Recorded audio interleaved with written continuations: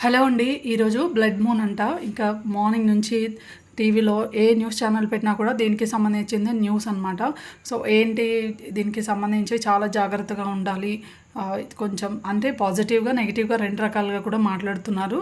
ఎందుకో తెలీదు సడెన్‌గా ఈవినింగ్ టైంలో ఇంట్లోనే మాకు నార్మల్‌గా అయితే ఇట్లా మనకి సన్‌సెట్ టైంకి ఇలా రేస్ రిఫ్లెక్ట్ అవుతూ ఉంటాయి. సో, ఈరోజు ఎందుకో కొంచెం డార్క్‌గా అనిపించింది.